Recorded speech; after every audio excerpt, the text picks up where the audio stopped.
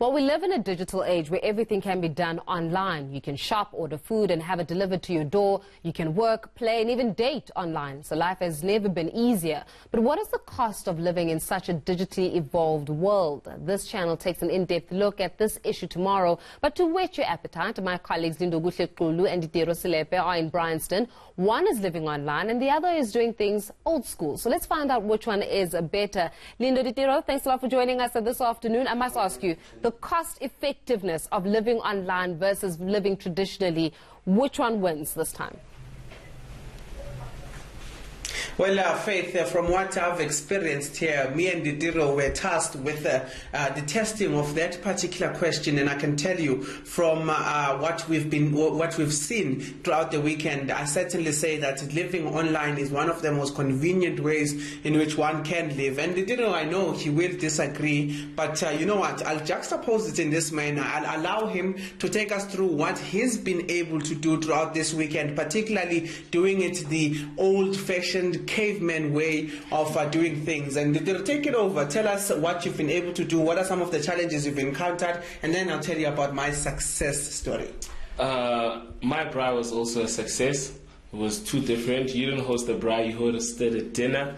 So I went through the process of going to the store, getting everything, getting your food from a certain shop, drinks from a certain shop, and other stuff. So bringing that all together, I did encounter some traffic. It was in the afternoon, so I did encounter some traffic. So, but at the end of the day, you come here, you prepare everything. It's a braai. It's a socializing thing where you sit with people, you talk. So throughout the process, we were enjoying ourselves, having drinks. Then we ate late supper. At a late supper, late braai. Yeah. All right. I've never seen anyone, Faith, lie on national TV like Ditiro does. And let me tell you what happened. So his braai, he went from aisle to aisle. We spent about 2 hours, a great 2 hours, over 2 hours, trying to shop, and then we got stuck in traffic, and then we came back here. And from that point on, it was only then that he started preparing for his food. He started preparing for his braai, and all I can say about that part is the fact that we ate at 10 p.m.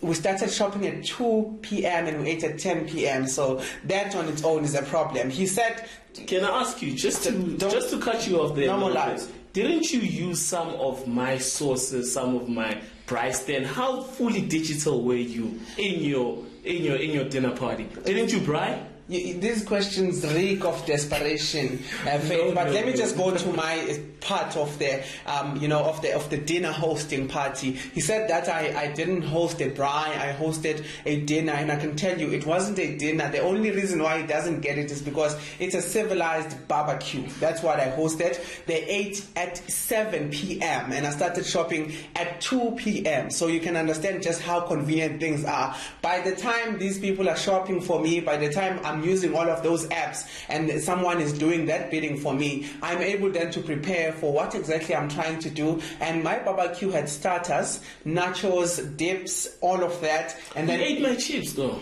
I'm not going to finish, Faith, but what I'm saying is, for people who are watching this, tomorrow we will be able to show you exactly what are the pros and cons. And when I say cons, I mean what he's done, but or the pros of how a digital, doing the digital way of doing things, the Internet of Things will be so much helpful. And people speak about fourth industrial revolution, which is part of this, and they think about job shedding. But there's also a lady that I had called through my app, basically requested her to come and try and do some of the cleaning up. They did cleaned up for himself while I had hired someone to clean up after we had done our thingy. So we're also part of the job creation part of it that people are not exposed to. So there is a lot that we are still yet to show you. And tomorrow morning, I can tell you from 7:30 in the morning, we will be able to show you just how the pros and the cons had worked out during this weekend. Can I ask you one more question? More question. We're out of time.